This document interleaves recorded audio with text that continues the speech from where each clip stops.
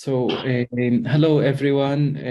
Welcome. It's really an honor and a privilege to see all of you here and to be able to have this webinar and this wonderful panel with so many brilliant speakers and writers who've really made this special edition and special section possibility. My name is Osama Tannous. I'm a pediatrician and a public health scholar based in Haifa and part of the leadership collective of the Palestine Program for Health and Human Rights, along with my colleagues here, Yara Asi, Wiam Hamoudi, David Mills, and Bram Wispelway.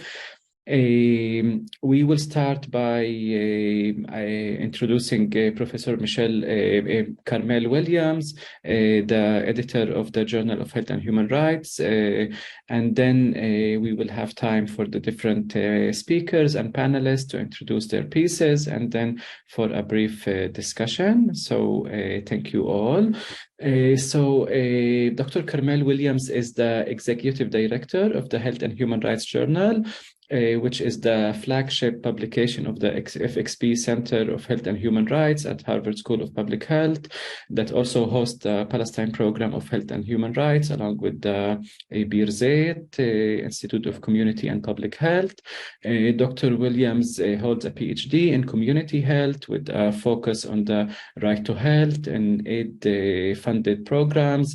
Her recent research focuses on big data and the right to health and inequality and social rights risk in digital economies.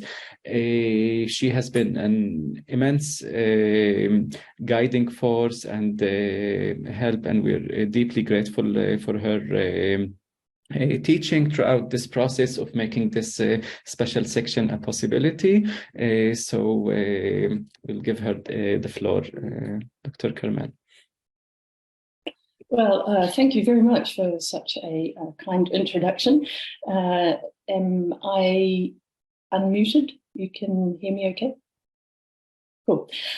Well, welcome everyone, and it's a real pleasure to be able to join this webinar to finally meet the authors of the wonderful collection of papers that have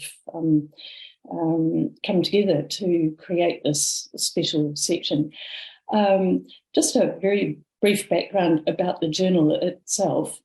Health and Human Rights Journal has been around now for 28 years, and it was started in 1994 by Jonathan Mann when he was the first director of the FXB Center. And he was a leader in a new movement at the time to recognize what the practice of health as a human right really meant. And so his focus in terms of starting this journal was to make it a flagship journal of the FXB Center, and the whole purpose of the journal was to shine a spotlight, or to have all health inequities seen through this lens of human rights. And that remains a key criterion for us to this day, that everything we look at, everything we publish, excuse me, we apply this human rights lens to. And that keeps the journal really distinctive, which is important for a small journal. That is what we have brought to this special issue. And the publication is still published by the FXB Center.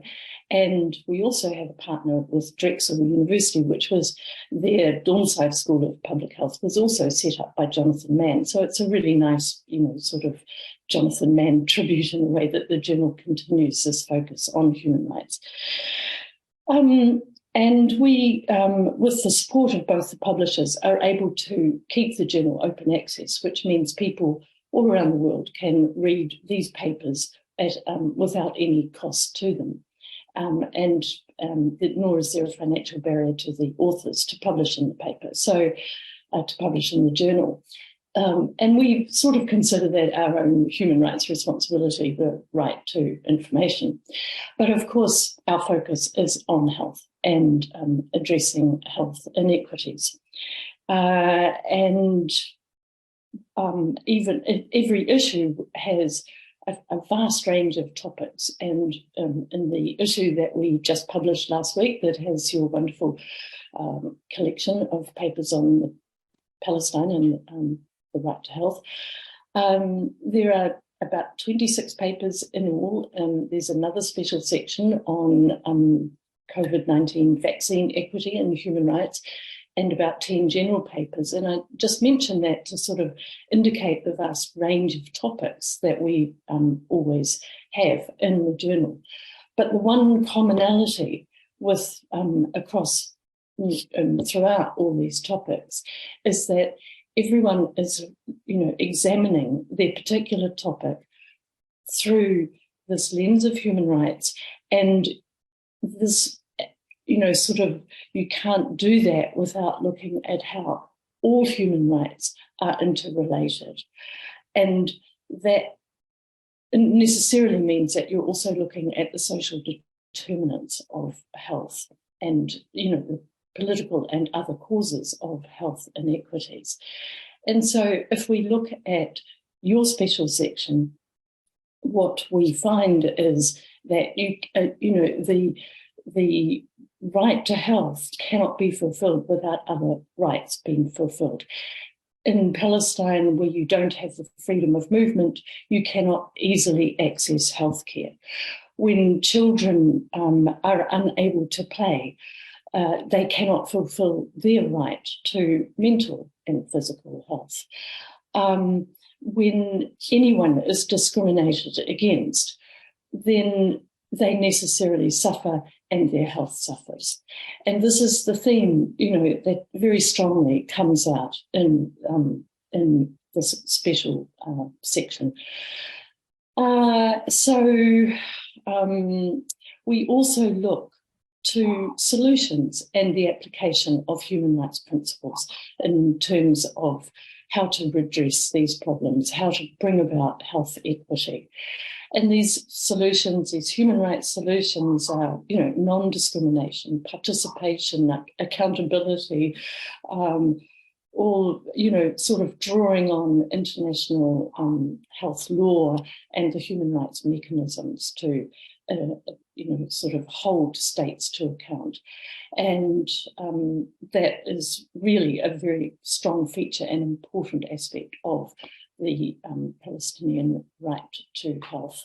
So I just want to sit back and meet the authors now and listen to their presentations about their research and their papers in the issue, and congratulate them all on having got their papers through to publication. I know it's not easy, but we're extremely grateful for your patience with us, and for and to the guest editors for having sort of brought the collection together. So thank you very much, and I look forward to listening to you all.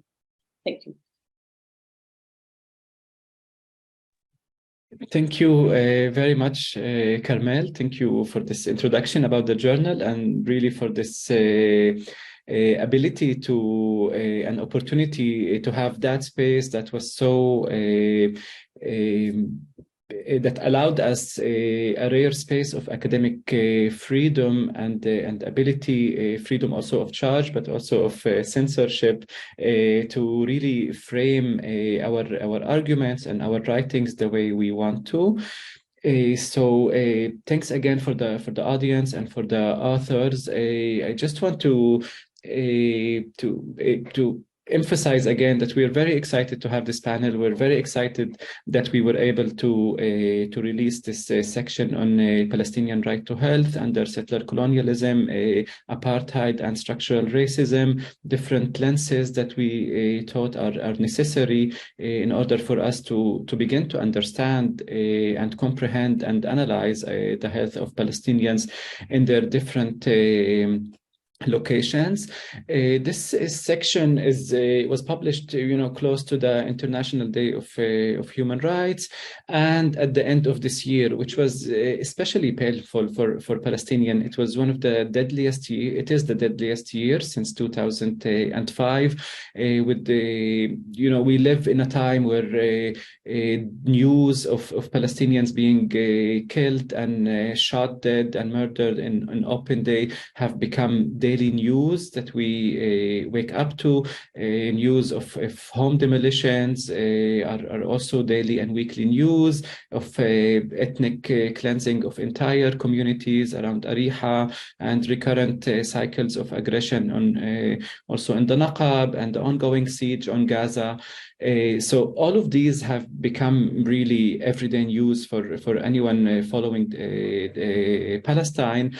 And for us, it was a particular challenge. How can we write about Palestinian health without, and how can we create the space to write about Palestinian health without just either, reporting numbers of victims and injured people, or really engaging in biomedical research that is decontextualized, or simply representing Palestine as a charity case or a study case for humanitarian intervention and aid in order to create a specific program here and then ask for more funding to expand that program here and there.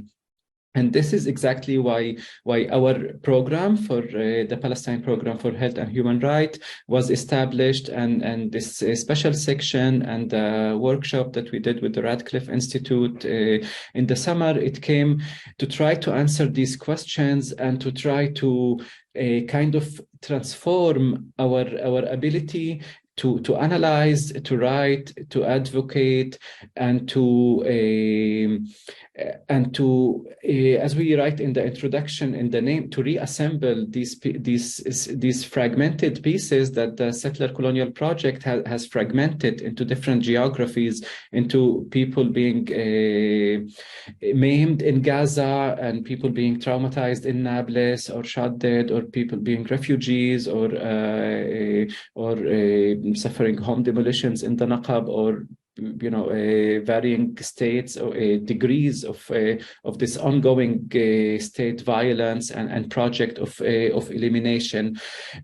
So this special edition has really allowed us to go beyond the much of the typical understanding and framing of the health of Palestinians, to really assemble the pieces.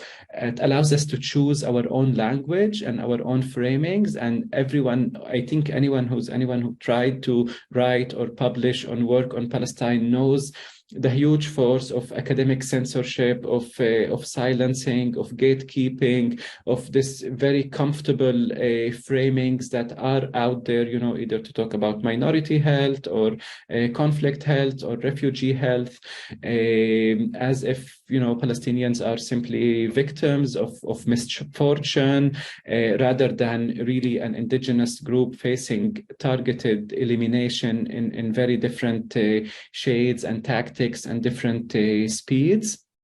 So the special edition, your pieces, and hopefully the future of the program will allow us to generate more knowledge that is also descriptive in a very clear and responsible way, but hopefully also transformative, that does not only stop at describing the misfortune or the injustices or the abuses of human rights that Palestinians face and their effects on health, but to really build on a movement that can transform these situations.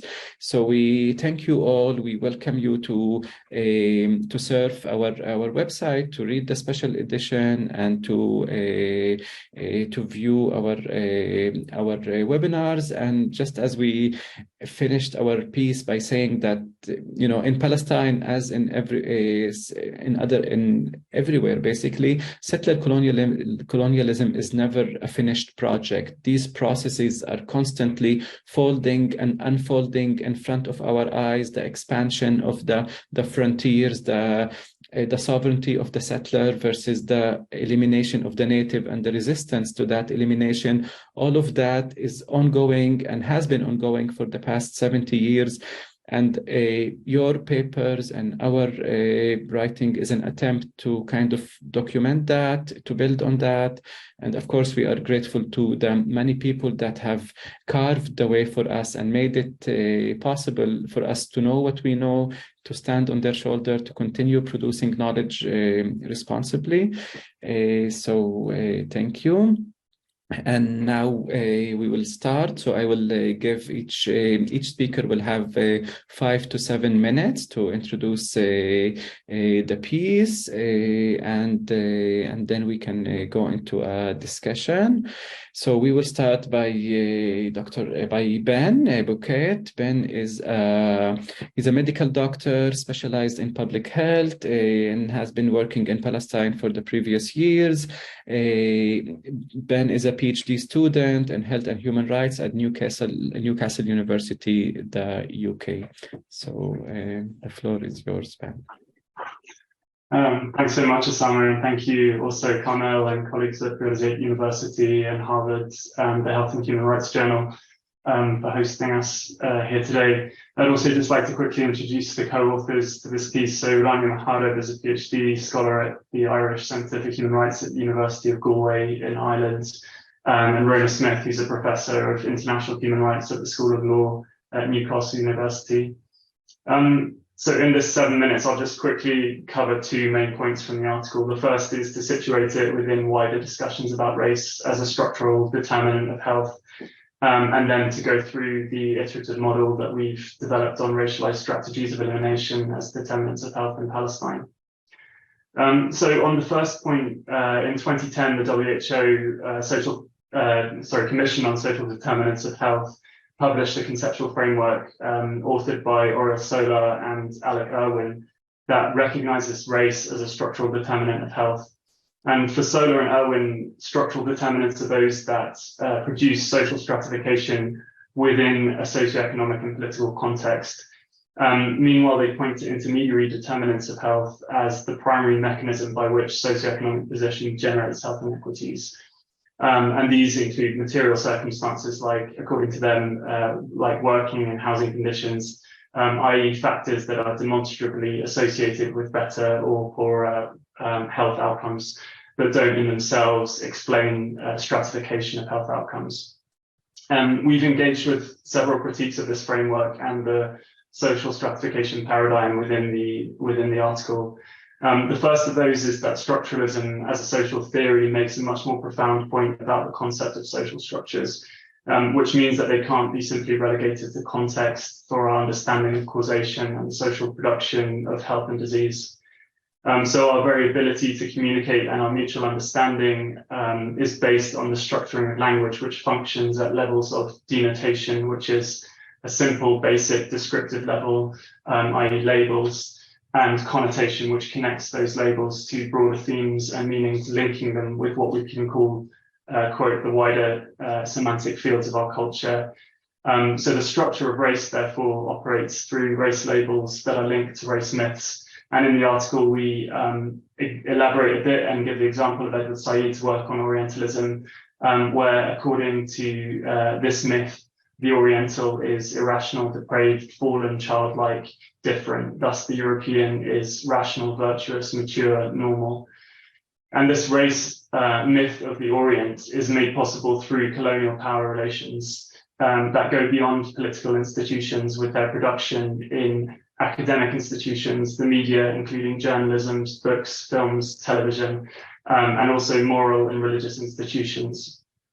And linked to this, are failing to grapple with social structures in research, which, as Sama was alluding to, the idea that we can simply measure association between social factors and health outcomes to understand the production of health inequities is not only insufficient to understanding causation, but also contributes to unreflexive reproduction of social and linguistic framings that sustain systems of domination. And another critique that we engage with in the article is anti-colonial or subaltern critiques of this paradigm of social stratification. And those critiques emphasize that models of, or dominant models of social determinants of health have a bias towards the setting of welfare states and do not properly account for the contexts that suffer the consequences and legacy of colonialism. So in our iterative model, we've explicitly recognized exposure to deliberate bodily harm as an intermediary determinant in itself. And this emphasizes respect and protection for the right to health beyond a more dominant focus in public health on upholding entitlements. And this also links to some discussions in other papers of the special section that focus on necropolitics in colonial contexts. So I'll just share my screen now so that it's not too abstract, although it's still going to be a little bit abstract. But I think, can you see the model? Yeah. So now just to discuss a bit this racialized strategies of elimination as determinants of health in Palestine. And I'll just briefly summarize 3 sections of the article. The first is the construction of race myths as symbolic violence. And this is the kind of boxes that are outlined in green there. So here, the main point to make is that race myths about Palestinians in the context of Zionist settler colonialism conform to its logic of eliminating, the indigenous people from the land. And in the paper, we draw on several quotes from Golda Meir in this regard, the previous Prime Minister of Israel, that demonstrate this eliminatory logic, which of course coexists with other logics of domination, including the logic of exploitation. And then there's a section in the article that outlines systemic violence, and this constitutes the deployment of race categories in law. So these are the blue points in the second, in the main boxes in blue at the bottom there. And here we look at discriminatory legislation, so fundamentally the distinction of Jewish and non-Jewish persons in Zionist discourse, Zionist doctrine and Israeli law. Giving 2 specific examples. So one, the 1950 law of return and the 1952 citizenship law, which allow every Jew to settle in Israel and automatically receive citizenship. And then the second being the 1950 absentee property law, which Arij Salahkouri has called the primary mechanism of legalized dispossession of Palestinians, which includes refugees, displaced persons, and exiles. And this is linked to an overarching logic of absenting Palestinians, which we further examine in how legal categories of Palestinians are then racialized across all 4 domains of Israeli control that are outlined or have been outlined by Richard Falk and Virginia Tilley in their report that was published on apartheid in Palestine. And then we go through 3 specific strategies of elimination and their relationship to intermediary determinants of health, which serve an alignment of interests regarding the appropriation of indigenous land. So they're enacted by the state apparatus, but also by parastatal Zionist institutions, settler organizations, and corporations.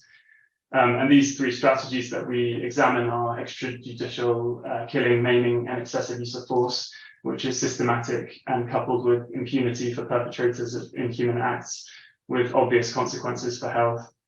And then secondly, the displacement, dispossession, isolation, and containment of Palestinian communities. So we touched on that already, the dispossession through law, the 1950 absentee property law, but this continues through discriminatory zoning and planning policies, particularly evident in Area C, East Jerusalem, and the Nakab, with demolitions happening there, and the containment of the Palestinian population in areas including areas with slack building regulations, lawlessness, and under provision of services. So, for example, Kafar Aqab and Shafat refugee camp in Jerusalem.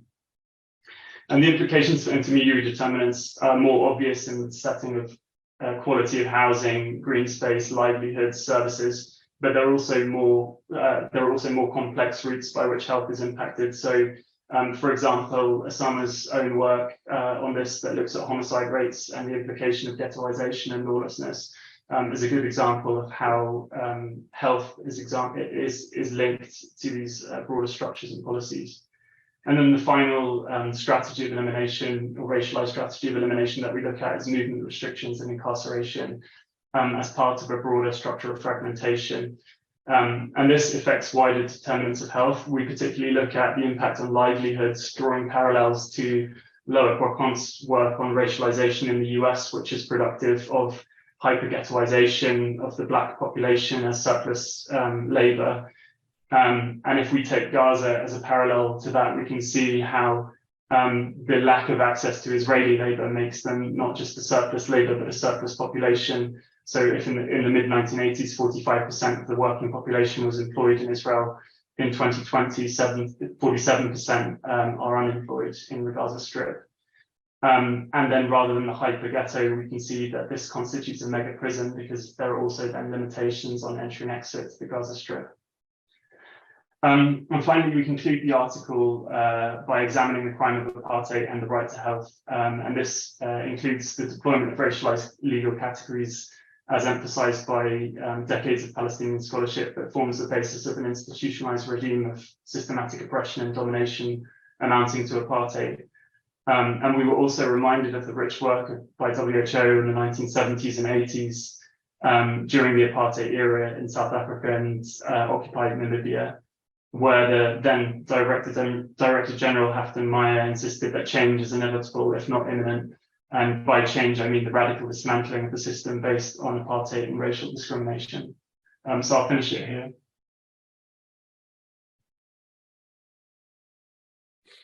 Excellent. Thank you very much, Ben, for this very wide and complex and brilliant presentation for this very complex topic, which really your paper with Rania and Rona allows us to kind of sit as I think all of us trained in public health were trained into this model of what you try to critique of the welfare state, as if you have a state that has the best intention of its citizens or subject in mind, and then it's trying to provide good health and to create the social determinants of health, but then something goes wrong. But what we actually see on the ground is that when the state is involved in seeing parts of its citizens or subject as quote unquote enemies, or people that it is targeting, which is a completely new understanding. And this will allow me to move into our next speaker, Emily, which also examines and investigates this logic also of the where we know in the international humanitarian law, the occupying power is obliged to provide healthcare to the population it occupies. That, of course, comes in a very naive sense of understanding occupation as something temporary that has a beginning and end, and as if the occupier has a moral obligation that it can somehow supply towards the people it occupies. But what as we see, the people that you occupy are a target of elimination. So Emily Schneider is an assistant professor of criminology at the University of Northern Arizona. And criminal justice. Her research focuses on American Jews, tourism, and settler colonialism in Palestine, Israel. And she will present her piece that continues this, our attempt to transform how we see states and the creation of the social determinants of health. So, Emily. All right, thank you so much, Osama. I'm really honored to be here today. I'm going to share my screen. Let's see, 1 second. Skip this. Okay. Can you all see the presentation? Okay, great. So I'm Emily Schneider. I'm an assistant professor at Northern Arizona University in the Criminology and Criminal Justice Department. And this piece was born out of my co-author Nick Howard's master's thesis that he wrote on vaccinations in Israel-Palestine. And so the piece is entitled COVID-19 Vaccination in Palestine, Israel, Citizenship, Capitalism, and the Logic of Elimination. And so just to, again, mention Nick is currently a doctoral student at Old Dominion University, and he is in the audience as well today. So thank you, Nick, for your contributions to this. This was really his baby, his project that he started that I'm presenting today. So to give an overview of the project, I want to start by reading a quote from Benjamin Netanyahu. This was on April 27th, 2021, and he said, "The state of Israel is an example to the world in exiting from the coronavirus.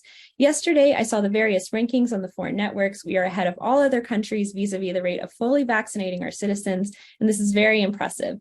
The people are happy, living their lives, and holding their celebrations with great joy."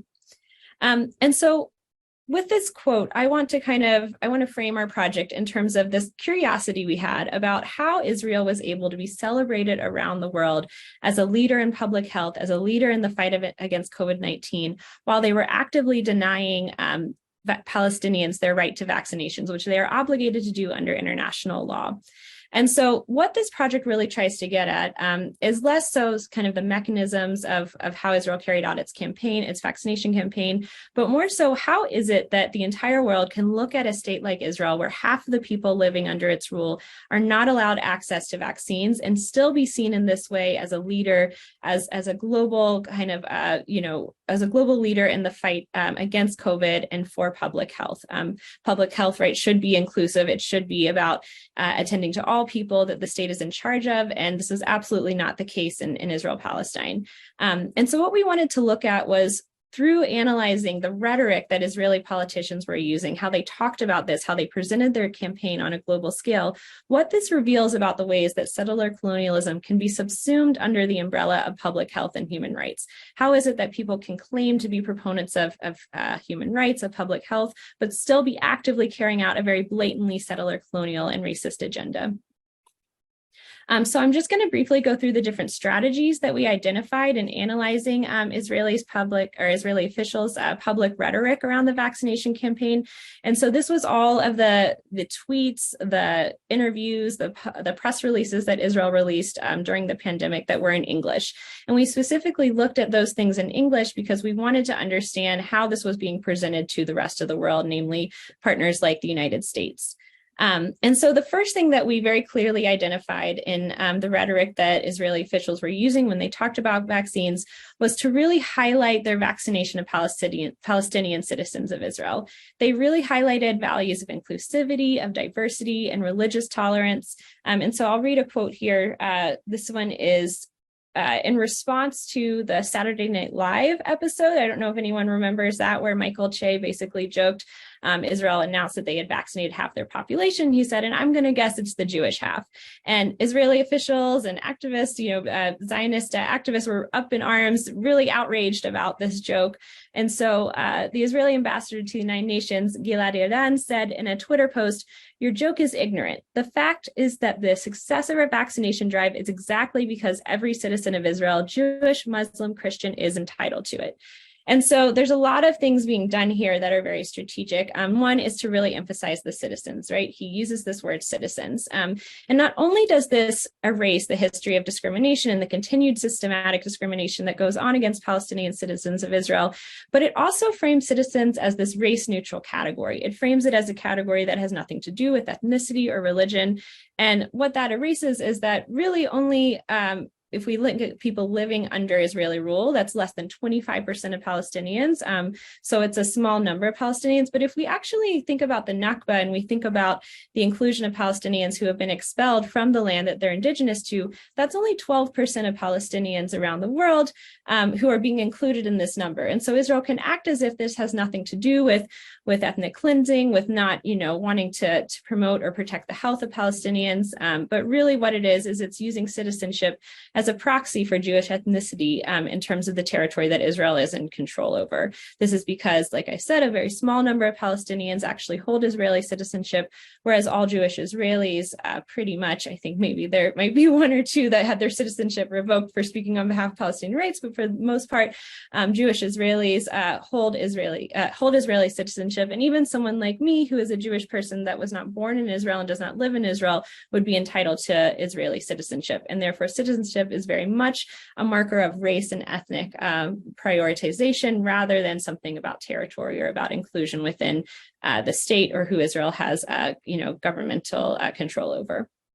So that was the first strategy. Going along with that, the second strategy was that Israel really tried to present Palestinians as a separate nation state. And it was always done in a way where they never used the word Palestine. They didn't explicitly say that it was a country, but they used various strategies that I'm going to get into in a minute to present it as if it was a separate country in order to evade its responsibility to vaccinate Palestinians there, because if they say it's a separate country, then it's no longer occupied territory.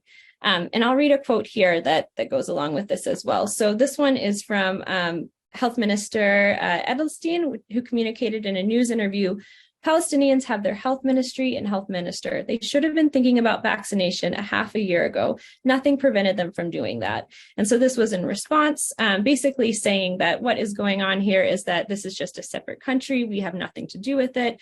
And they should have just been dealing with this. All of this obscures the fact that Israel maintains ultimate control over the borders, over Palestinians as a population. And most significantly, I think in this particular case, it acts as if Palestinians have their own separate economy. Palestinians use the Israeli shekel. Israel maintains control over imports and exports. So it absolutely is not a separate economic unit. Israel can also kind of decide which funds get moved around in different ways. And so in that sense, it's obscuring the fact that Israel really does have total strangulation over the Palestinian economy. And even going beyond the case of Palestine, what's going on here is it's basically saying that states that don't have the economic resources to purchase their own vaccines, that it's their own fault. And I'll get into kind of the implications of that later on. All of this allows Israel, right, again, to evade their responsibility under international law. A few other points around how Israel is able to present Palestinians as a separate nation. Another way that they did this was by referring to Palestinians as neighbors. This was allowing them basically to present Palestinians again as an autonomous national group without actually having to name Palestine as a country. So it kind of connotes this separate nation language without really stating it.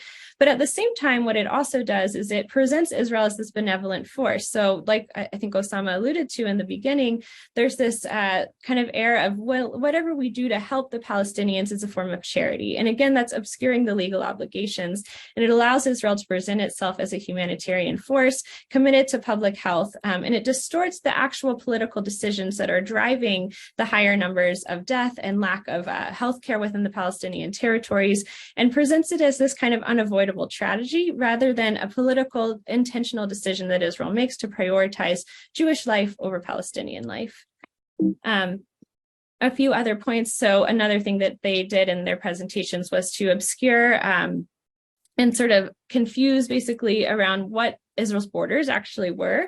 So I think I might be running out of time. I see a note in the chat. So I'm just going to go quickly and not read the quotes, but basically what was happening is they were saying that we could only vaccinate, we can't take the vaccines out of the country. We're just going to vaccinate Palestinians at the border when they come into work.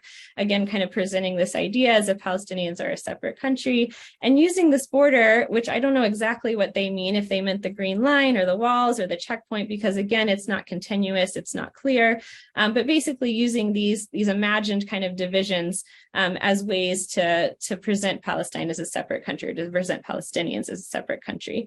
And so the problem here, right, is that you have Israelis living on both sides of the green line, both sides of the wall, both sides of the checkpoints, about 500,000 Israelis. And so Israelis are moving in and out of these so-called borders, which are not actually borders. And you also have Palestinians moving across as well, but obviously with more restrictions. And so what this tells us is that this really had nothing to do with borders. It had nothing to do with a territorial line. It had everything to do with race. It was about making sure that Jewish people had access to vaccines, and the majority of Palestinians did not have access to vaccines, except for those that they were going to use as kind of a talking point and tokenizing to present themselves as inclusive and committed to inclusivity. The final point that I want to make relates to Israel's decision in March 2021 to vaccinate Palestinian workers. And what I found so interesting about this one when we were analyzing the different rhetoric around this was that they were actively celebrating this and promoting this as, again, a benevolent action that they were doing to vaccinate these workers. And what I found so interesting about this was that it was blatantly saying that we value Palestinians' economic utility over their lives as human beings. And that leads to my final conclusions, which is that I don't think it's anything new to say that Palestinians, or that Israel values Palestinians more so for how they serve the interest of the state, and they do not value their lives just by the fact that they are human in and of themselves. But what I think is so interesting here is that this was a PR tactic, right? It was not just something that was going on internally. They were putting this out on Twitter and on their foreign relations press releases. And so what this shows us really is that it's not just, about Israel as being an exceptional case. It's the global community, that is also at fault here, because the global community is showing, right, that they're comfortable with this form of discrimination and this denial of health on the basis of citizenship and economic inequality. So what I really want people to take away is not just seeing Israel as kind of this exception to the rule, but a kind of lens to highlight the ways that we're all very comfortable, not all, right, but a lot of people, especially those in power, are comfortable with saying it's okay if people don't have access to the vaccines, and it's okay if people die and people do not have access to healthcare, if it's on the basis of citizenship or if it's on the basis of economic inequality, right? That it was okay for Palestinians not to have access to vaccines when it was because they couldn't afford it. It wouldn't have been okay to say they can't have access to vaccines because we're engaged in ongoing settler colonialism. And so I think this means that we need to think carefully about the ways that, we might be, very oppositional to framings of settler colonialism that are about race, and people will go up in arms about that and want to resist it. But when it comes to exploitation, people are more comfortable about it. And there's this liberal acceptance of dehumanization and death when it's presented within the bounds of citizenship and capitalism.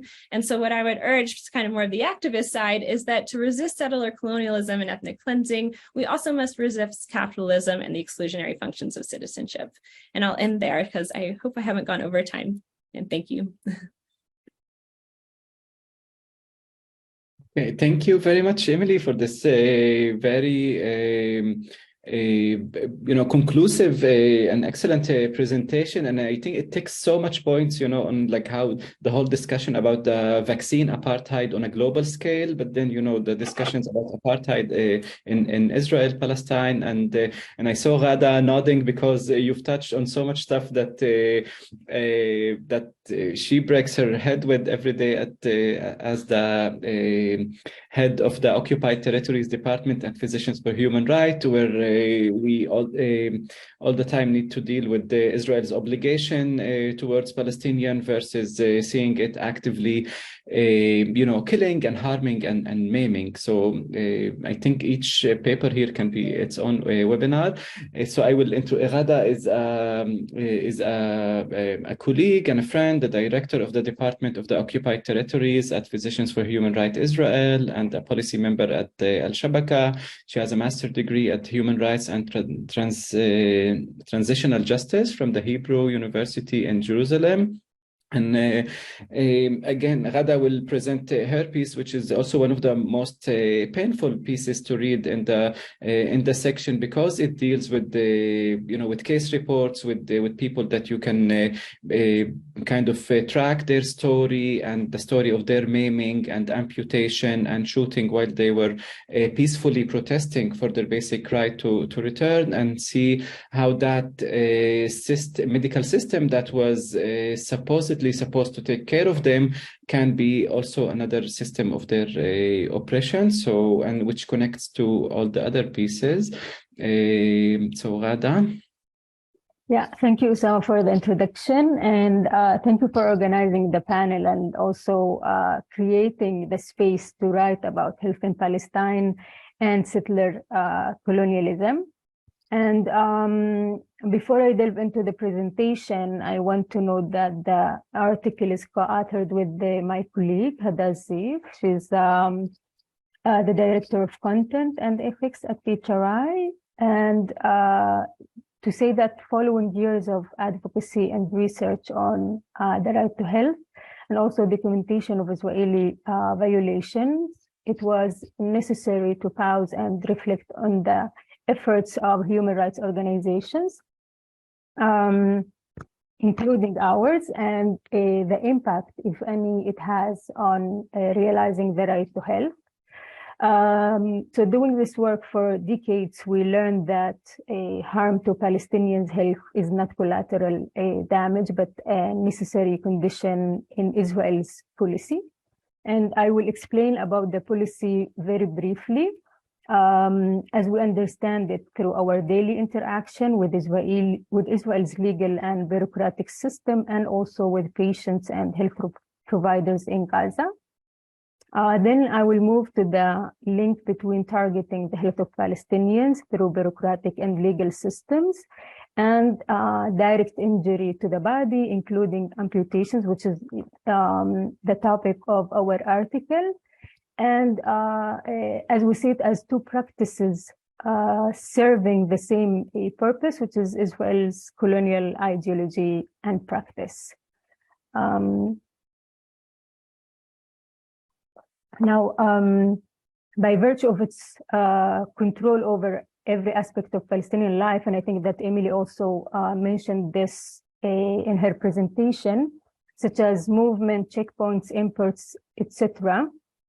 Israel first fragmented the Palestinian territory into 3-4 territories. It created an incapacitated healthcare system, mainly by restricting its ability to develop and by direct damage to health infrastructure. Then it made the need to seek healthcare outside of Gaza and the Palestinian healthcare system in general, and the dependency on Israel for providing healthcare. Then it obstructed access to medical care through its permit regime.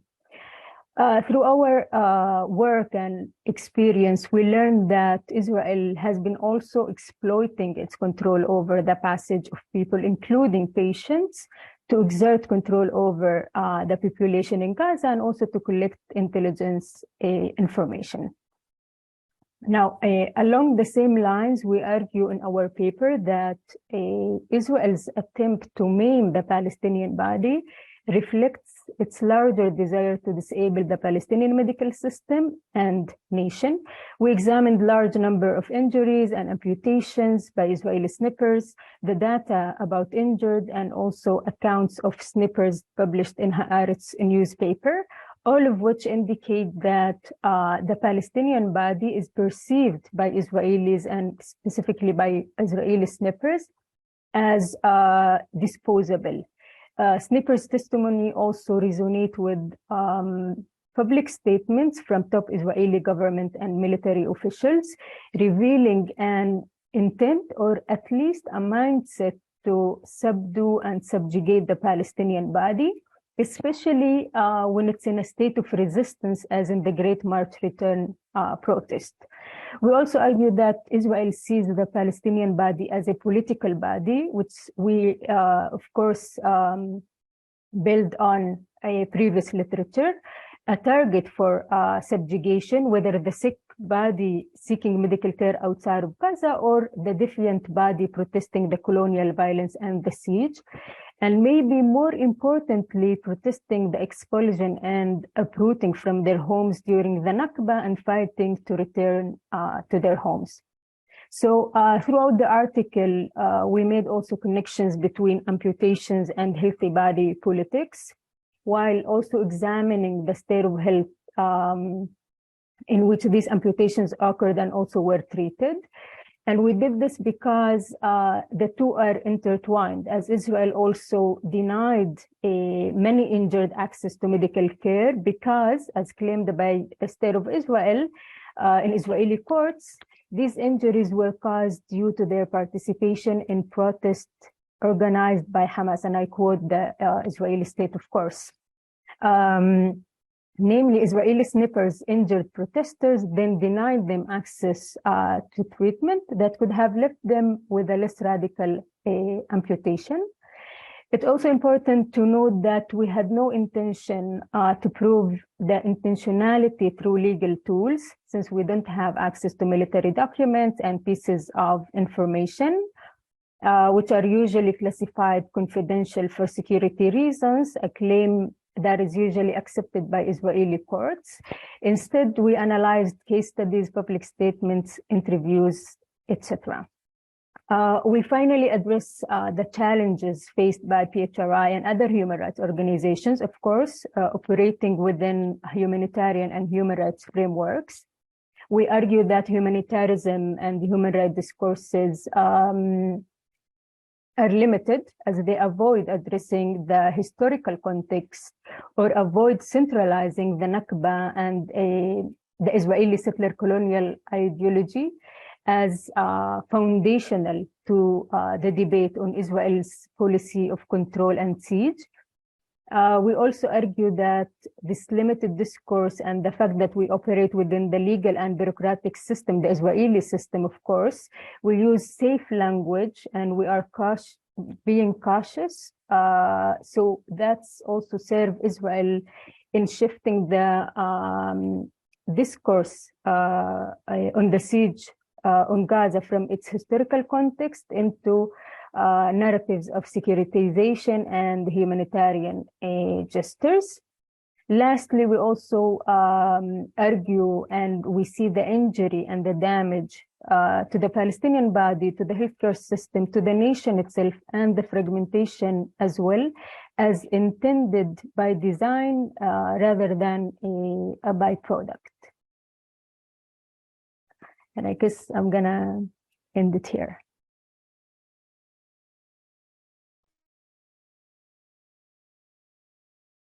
Thank you very much, Ghada. Thank you for this excellent talk and for this article that really, digs and reveals within the really painful and dirty details of how the Palestinian body is maimed and kind of treated after the maiming, which of course beyond the physical injury causes a huge traumatic injury and mental health issues that will be the focus of our two other papers.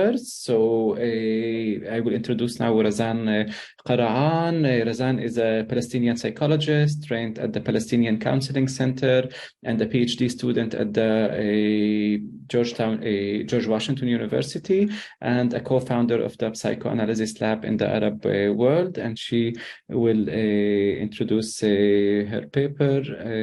So Razan. Shukran, Istama, and thank you, everyone. It's a pleasure to be here, and me and my co-author, Dr. Nadra Shalhoub-Kevorkian, are very glad to be with you all. I just would like to introduce Dr. Nadra Shalhoub-Kevorkian, who's been developing the concept and work around Ghomeda for years prior to this paper. And she's the professor and the Lawrence D. Beale Chair in Law at the School of Social Work and Social Welfare at the Hebrew University in Jerusalem. So I'm going to share my screen now. And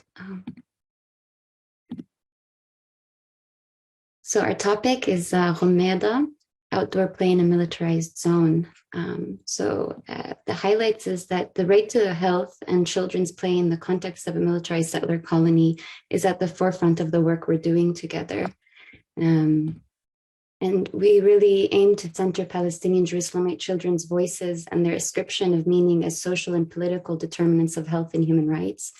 As we see it, play creates spaces of livability against necropolitics, against unchilding. The approach that we apply is decolonial and child-centered, and this work, just like Dr. Tamus mentioned at the beginning, builds, and we're on the shoulders of giants. Those speakers that have come before me also touched on the characteristics of settler colonial violence, and they're just listed here for you to recall the levels that fragmentation has, both on the physical body, but also the psychic and the relation between the two. And our contribution to the field with this article is to bridge the psychospatial elements utilized by children to counteract the harmful impact of chronic exposure to structural trauma. We invite this deeper exploration into the importance and role that Palestinian children play against the unchilding committed by settler colonial systems. I can just mention here that unchilding itself is a term coined by Dr. Nadira. One moment, please.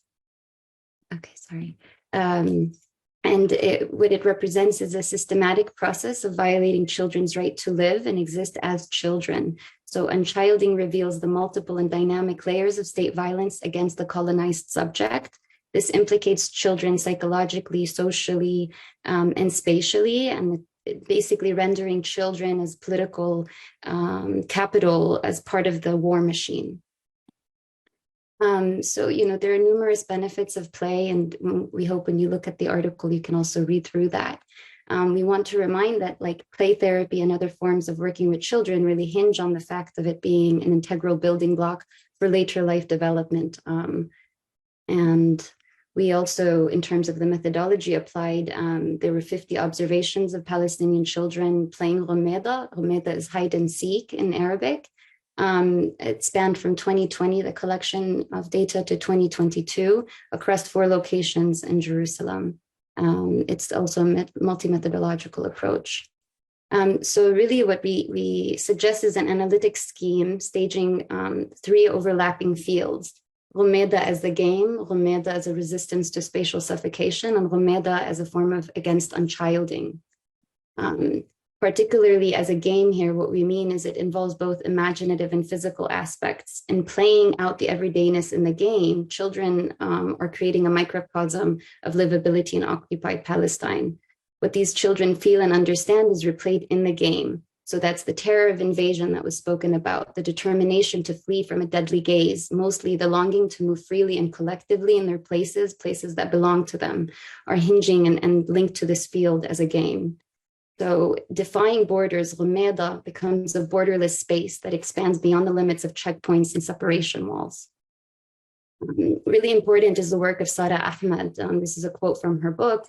Fear works to contain bodies within social space through the way it shrinks the body.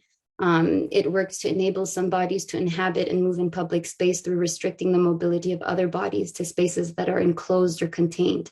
It is the regulation of bodies in space through the uneven distribution of fear, which allows spaces to become territories claimed as rights by some bodies and not others. And we mention this here because it's important to mention now the first assemblage that we see come from this overlapping field is the generativity that's specific to this as a game. There's an intentionality in engaging in Rumeda. The article itself traces the voices of children as they're playing and their own commentary on what this playing means to them. And so they are the ones that are teaching us that there's an intentional engagement in Rumeda. There are voices like a child who's 10 years old saying that despite what's happening in the murders around her, she's insisting and beckoning to her friend to come down and play. So the second level was about resistance to spatial suffocation. As the speakers before me mentioned, Palestine itself is a caged place and Jerusalem is increasingly a caged city. There's the work of Monique Skidmore that also is highlighting the intended outcomes to alienate, fragment, and dislocate in this way of subjecting the indigenous person to an alienation from space. So children are reminded at various junctures that there's a wretchedness of the othering gaze, but they're insisting on playing and creating habitable spaces in deathly zones. So Rumeda, through it, these children are creating liminal entities. They're disrupting their own objectification of this panopticon through Rumeda. And so the second assemblage that we identify is the ownership of space. What we see is with Rumeda, children are garnering this fluency and potential permanence of space. That is, they can hide and alternate turns, but the home base in the game remains the home base. Children assert this locality of Jerusalem through this form of play, and they're expanding their vocabulary of belonging. They're diversifying the meanings that are intended to only evoke fear. It's giving other alternatives also, expanding the intrapsychic and spatial processes for them to develop. The third layer was about against unchilding. This is a little vignette from one of the children with us, but due to time, I'm going to skip over it, but I invite you to check out the article. It's filled with their voices, which is very enlivening. And so here what we see is this layer, children are using Rumeda to explore new modes of protecting themselves. Where can I hide? Where's the nook and cranny when there is a raid by soldiers in my neighborhood? And so it's a very, very beneficial and generative process. The third assemblage we see through this is the surface and the body. This stuff might sound abstract, but this is very real. One of the children that was playing Rumeda, 10 years old, was shouting, "I lost my breath, I lost my breath." This is juxtaposed with even the recent murder of Rayan, a 7-year-old child who died of cardiac arrest as he was being chased by Israeli soldiers at all fronts. So think here about the relation with the body and the somatic process of what it means to lose breath or be in breath and the sense of autonomy. Another assemblage that we identified was the psychic repair. Romeda involves a kind of disavowal and reclamation. You hide, you seek. Psychically, these children are embodying an active stance against intentional settler denial and reality splitting. So when children are insisting on losing their own breath while running and shrinking their bodies to hide and expand when seeking, they're actively engaging in forms of defiance and reassemblage of the psychic body. These are acts of defiance, these are acts of development. So across all of the assemblages we've identified, children embody these rights to play and live as acts of refusing chronic political violence. And just to say that the relationalities between Palestinian children's play is intentional and active process of reclaiming space amid dispossession and utilizing play to reconstitute spaces of dispossession as spaces of livability. The children repair psychological wounding, insisting on the right to live and exist without debilitating fear. So thank you so much, and I'll stop here. Thank you very much, Razan, for this very powerful presentation and very clear slides and pictures.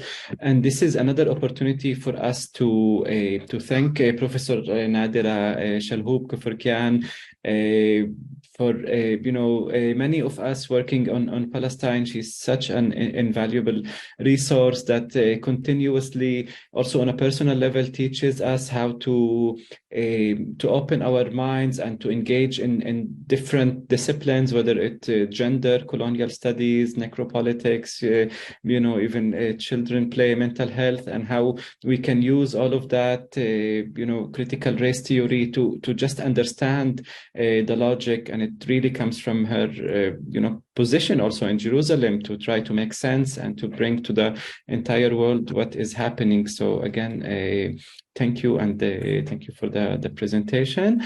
And this can be a perfect, move into the last speaker about mental health, and by Maria Halbach. So Maria is a clinical psychotherapist and an expert in gender-based violence and trauma. She has worked in multiple NGOs in the Middle East and is currently on mental health and is currently based in Palestine.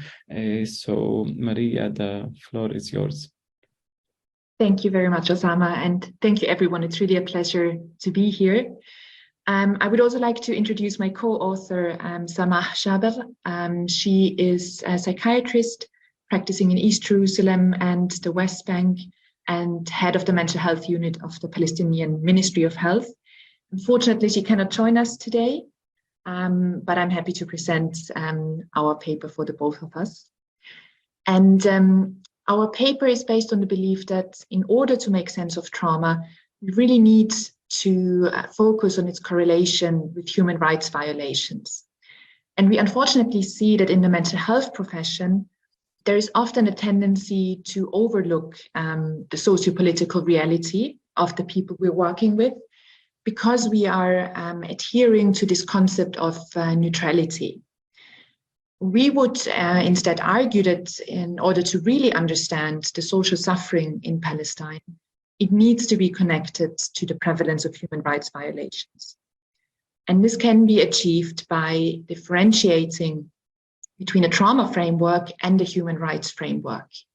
A trauma framework kind of provides a vocabulary for human suffering, while a human rights framework can be regarded more as a moral order meant to prevent suffering and also to restore social justice. In our article, we then link this also to the right to health approach, which pronounces mental health as a human right, but which also critically engages with the dominance of the biomedical model, where attention is shifted away from the psychosocial and the socio-political determinants of health. This is something that has been covered by the other speakers as well.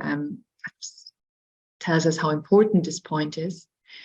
It is, of course, also related to the protection of all forms of violence, and this is particularly relevant to the situation in Palestine, where we see that political violence of the occupation and also the settler colonial regime need to be recognized as one of the most significant underlying reasons for mental ill health.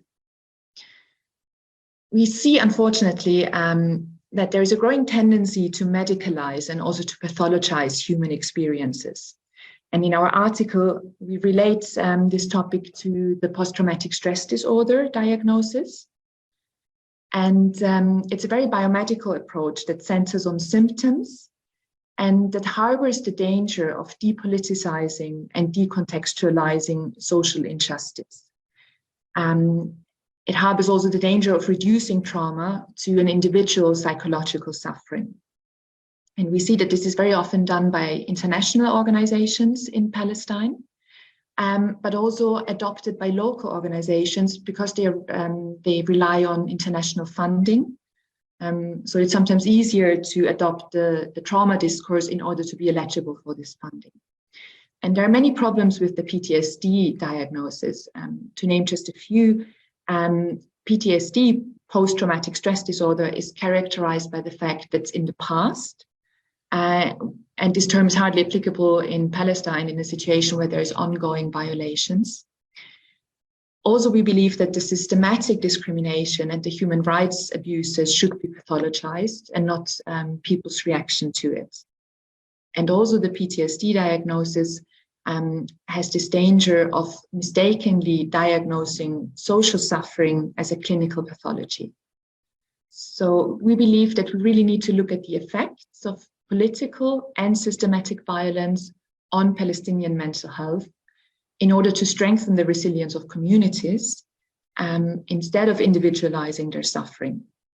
And if we focus only on biomedical factors, the demands for justice and also for social reparations are either neglected or put into the background. And we see, unfortunately, that due to political fears, political concerns, also pressures, this political decontextualization of mental health programs is very common in Palestine. For example, when Palestinian resistance is being criminalized. We then go on in our article to look at the role of mental health professionals, because mental health counseling and psychotherapy are often perceived as very power-free and neutral spaces. And we would argue that they're deeply political. So psychotherapy can be regarded as a form of resistance and also for understanding the mechanisms of oppression and dehumanization. And we argue in the article that we cannot distance ourselves from the political and the social context by claiming a professional neutrality or abstinence, especially in Palestine, where the occupation and the settler colonial regime impacts every aspect of life. By not speaking up about these injustices, we as mental health professionals, we become complicit in a system that oppresses others. So we argue that it's our ethical responsibility as human rights, as mental health professionals, to focus both on the individual intrapsychic suffering, but also to connect it to the socio-political processes and the conditions for trauma to develop. And we end our article through a call for professional solidarity and social justice, because we believe that mental health professionals, they play a unique role in advocating for solidarity. And also because we have the possibility of making the suffering visible, which often remains invisible. And we also know that social justice is the most effective and reparative method of alleviating suffering. So in order not to medicalize Palestinians, we need to acknowledge the human rights violations, and we need to put the blame on the victimizer and not on the victim who is reacting to these experiences. And this needs to be done so that social and political problems are not disguised as pathological disorders. We also know that in regard to Palestine, this requires a political solution to establish historical, political and moral justice.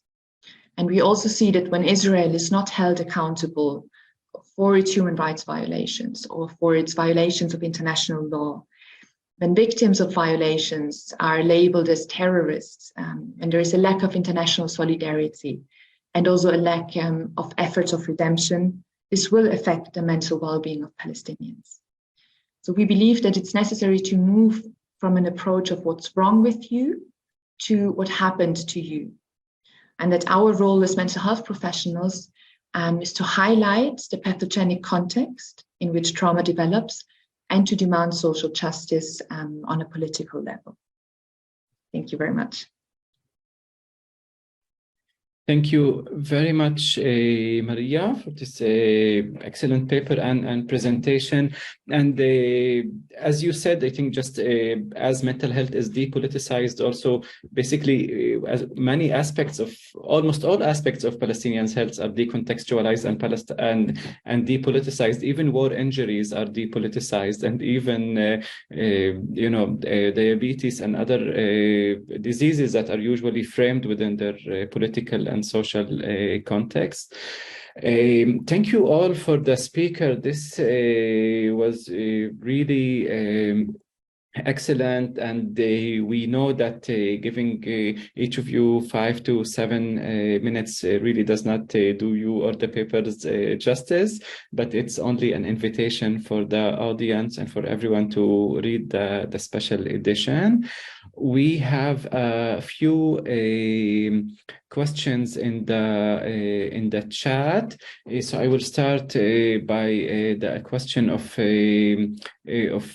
Jacqueline, Professor Jacqueline Baba, one of our advisory council and one of the directors of the FXB Center of Health and Human Rights, that says, thank you for the fantastic presentation. The Israeli state's framing of Palestine as an independent and autonomous state pervades the propaganda that sustains its false narrative. Your papers provide wonderfully concrete arguments and illustrations to counter those narratives. So this is a question to all the speakers. I think if everyone can touch on it within 2 to 3 minutes. What strategies can we adopt to move this work into the mainstream of public health writing, where the political analysis that underpins your analysis is largely lacking? So again, just to reframe it, and I think we all deal with this narrative very closely, that since the Oslo Accords, if people in the audience are less familiar, since the Oslo Accord and the creation of the Palestinian Authority, where the process was supposed to kind of lead to an independent Palestinian state, and it created the Palestinian Ministry of Health, and Israel gave the responsibilities in the field of health to the Palestinian Authority. And since then, we are only hearing this argument that if Palestinians are not doing better, it's because of either corruption or underfunding or whatever is happening on the other side, and Israel has nothing to do with it. So how can we tackle this more efficiently and write about it more profoundly? So who would want to start? You can either raise your hand or just start speaking.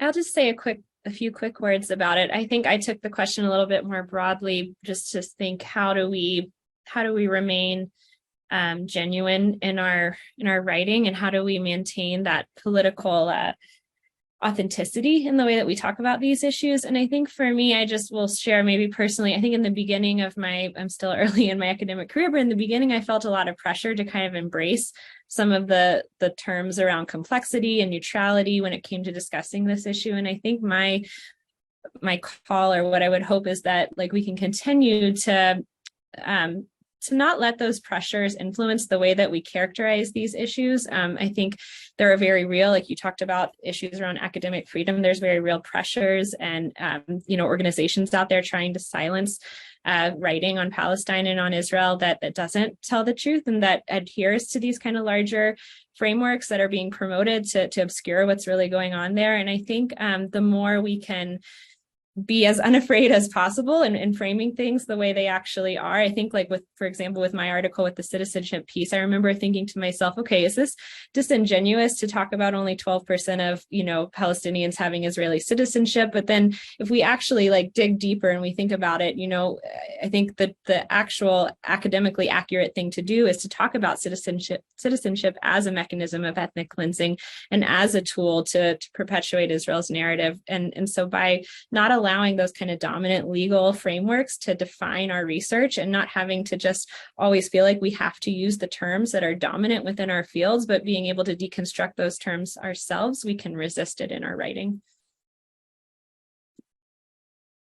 Yeah, thank you, Emily. That's really on point, because and you know, as Palestinian citizens of Israel, you know, we often hear this argument that the citizenship discourse and having Israeli Palestinians with Israeli citizenship really allows Israel to kind of to claim that it's not a racial colony, that it's not an ethnocracy, and so on, and then to separate between the different Palestinian population and its obligation towards them and any possible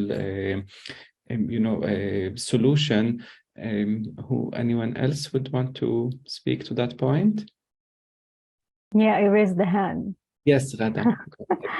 Yeah, This so our work and the discussion in PHR about how do we define even the occupied Palestinian territories.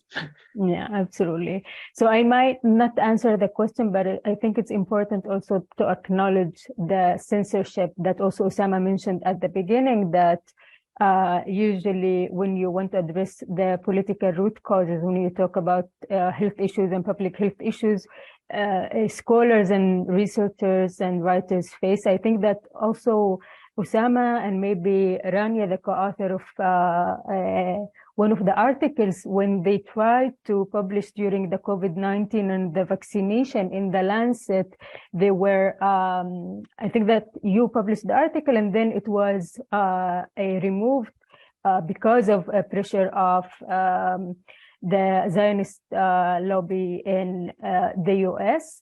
So I think that we should acknowledge, first of all, that there are challenges facing people and researchers, scholars who want to address these political root causes and to make more political arguments. And I guess that we can learn from the initiative that Osama, Yara, Wiam, and the rest of colleagues at the Palestine Program are building here. So I don't have an answer, but I think that it is a serious challenge and a huge a challenge for Palestinians especially, and of course other researchers.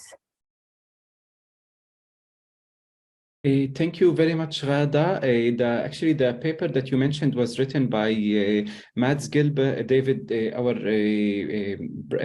Mills and Bram from our leadership collective with Rania and Mads Gilbert, and it was, it was retrieved. It was one of the only papers that was deleted from the Lancet. The authors then wrote an entire new paper about the censorship and the silencing of Palestinian narratives. And I think we all encounter this and see this, and sometimes it's more explicit, sometimes it's less explicit when you face really desk rejection from the beginning without any ability to even have that paper. So of course that exists even among kind of progressive or lefty journals, and I see Rania is putting it on the chat, and I think that also happens within the work of of humanitarian NGOs and how they write report, how they go to courts, which you detail in your paper, and the use of depoliticized language just to get the job done, because you want to get that permit done, you want to to ask for more funding, and you want to stay away from troubles. Anyone else would like to elaborate? Yeah, and in this regard, I find it very fascinating what you just touched on about organizations that are reliant on international funding and how they write proposals. And what we see also, especially in regard to mental health programs, that we know the most significant reason for mental ill health is the occupation. And this remains really vague or is not mentioned at all. Instead, a lot of proposals focus on the potential violence of Palestinian youth or their social or behavioral problems, and this becomes the target for programs. So we see that a lot of the mental health programs in Palestine by international organizations, they remain in a political vacuum, which is, of course, really problematic. And because of fears, because of political constraints, but also because there's no political will to address these injustices. Yeah. Anyone else? Thank you, Maria. That's definitely the case, and it's good that your paper works on it. There's I think an entire movement and we see that also with refugee mental health in general, right? Also with Iraqi refugees, with the Syrian refugees, and anyone affected by war, where their mental health is completely becomes depoliticized, becomes just reduced to numbers and statistics, and then without any attempt to touch upon that. So thank you, Razan or Ben, if anyone wants to speak. Otherwise, I can pick up another question if we have 5 minutes. Yeah. Okay. So a question to everyone. To what extent is it also the responsibility of the international community and the international organization, such as the UNRWA, to be more outspoken regarding the Israeli racial oppression of Palestinians? What kind of tools there are, from your point of view, to an international level to raise the pressure on the Israeli government? Which is a topic that we think all deal with.